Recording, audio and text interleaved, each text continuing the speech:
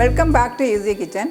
இன்றைக்கி ஈஸி கிச்சனில் நம்ம வந்து சுவையான வெண்பொங்கல் வீட்டில் எப்படி செய்யலாம்ன்றதை உங்களுக்கு செஞ்சு காட்டு. இதுக்கு தேவையான இன்க்ரீடியன்ட்ஸ் இந்த டம்ளரில் தான் நான் அளவு எடுத்திருக்கேன்.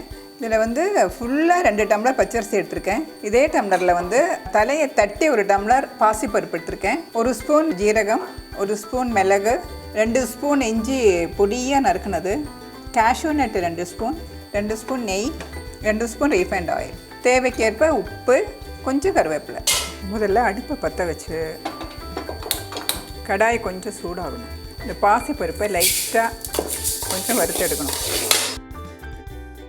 பச்சையாக போட்டுறாதீங்க, பச்சையாக போட்டால் அது வந்து பச்சை வாசனை அடிக்கும்.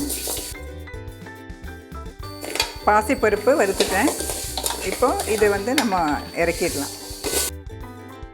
பொங்கல் செய்கிறதுக்காக குக்கர் வச்சுருக்கேன். இதுலேயும் வந்து எவர்சில் விரலை வச்சு அடி பிடிச்சிடும். நீங்கள் வந்து பேஸ் வந்து வெயிட்டாக இருக்கிற பாத்திரம் தான் வைக்கணும்.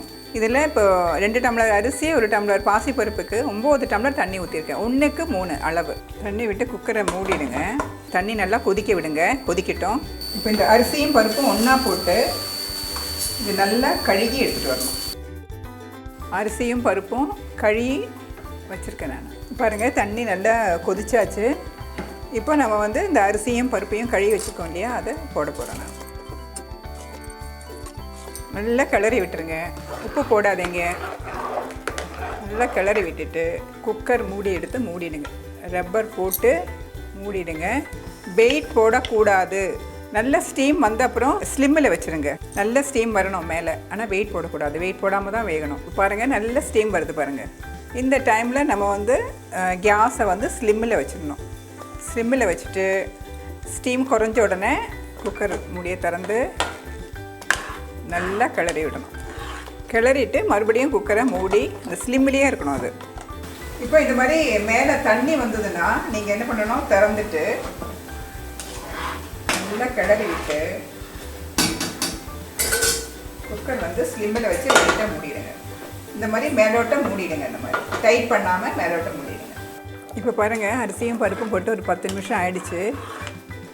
பாருங்கள், இந்த பக்குவம் வந்ததும் மறுபடியும் ஒரு 5 மினிட்ஸ் இந்த மாதிரி டைட்டாக மூடிட்டு கொஞ்சம் ஸ்லிம்மில் வைக்கலாம். லைட் ஸ்லிம், சீக்கிரமாக வேகிறதுக்காக. வெயிட்டே போடக்கூடாது. வெயிட் போட்டால் பொங்கல் வந்து அப்படியே ஹார்டாகிடும். வெயிட் போடாமல் பண்ணால் தான் இந்த பொங்கல் வந்து ரொம்ப டேஸ்டியாக இருக்கும்.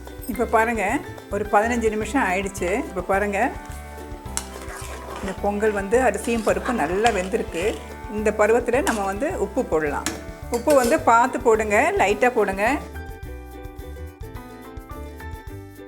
கம்மியாக இருந்தால் நம்ம வந்து அப்புறம் கூட போட்டுக்கலாம். ஜாஸ்தி ஆகிடுச்சுன்னா கஷ்டம். உப்பு போட்டு நல்லா கிளறி விட்டுருங்க. ஸ்டவ்வை வந்து கொஞ்சம் ஏற்றி இன்னும் வந்து ஒரு 3 மினிட்ஸ் அப்படியே ஸ்லிம்மிலே வச்சு கொஞ்சம் மூடுங்க. அதுக்குள்ளே நம்ம வந்து பொங்கல் வந்து தாளிக்கலாம். கேஸ் பற்ற வச்சு கடாயை வச்சுட்டேன். கொஞ்சம் சூடானதும் நம்ம வந்து ரீஃபைண்ட் ஆயில் 2 ஸ்பூன் சொன்னேன் இல்லையா, அதை ஊற்றிக்கலாம். சூடாகட்டுங்க. எண்ணெய் சூடாகிடுச்சு. இப்போ இஞ்சி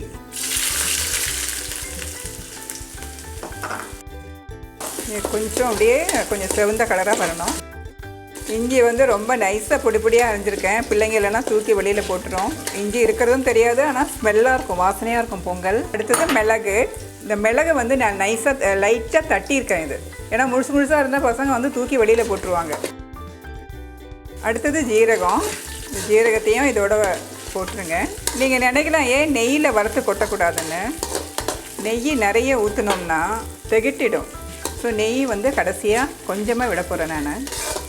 ரீஃபைண்ட் ஆயில் எதுக்கு எடுத்தேன்னா, ரீஃபைண்ட் ஆயில் நான் உங்களுக்கு ஸ்மெல்லாம் வராது, ஆனால் பொங்கல் வந்து ரொம்ப டேஸ்டியாக இருக்கும். அடுத்தது வந்து கேஷ்யூ நட்டும் இதிலே போட்டுடலாம் நம்ம.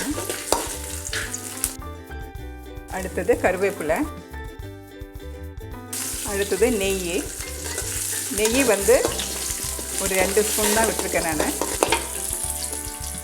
இது வயசானவங்க எல்லாருமே சாப்பிட்லாம், ரொம்ப ஆயிலெலாம் இல்லாமல். உங்களுக்கு வந்து இந்த கேஷ்யூ நட் கூட இன்னும் பொடியாக நறுக்கி போட்டிங்கன்னா வயசானவங்க சாப்பிடும் போதும் ஈஸியாக இருக்கும்.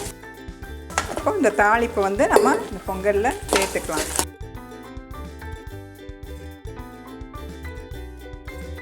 அவ்வளோதாங்க, சுவையான பொங்கல் ரெடி. நல்லா கிளறி விட்டுருங்க. இது பாருங்கள், அந்த பக்குவம். கேஸை ஆஃப் பண்ணிவிடுங்க.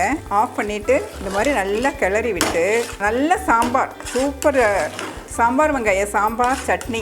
எந்த பசங்களும் பொங்கல் வேண்டான்னு சொல்ல மாட்டாங்க. சாப்பிடாதவங்க கூட சாப்பிடுவாங்க. அவ்வளோ சூப்பராக இருக்கு பாருங்கள். அந்த பாசிப்பருப்பு வருத்தம் இல்லையா, அதனால அந்த பொங்கலோட டேஸ்ட்டே வந்து வித்தியாசமாக இருக்கும். பாருங்கள்,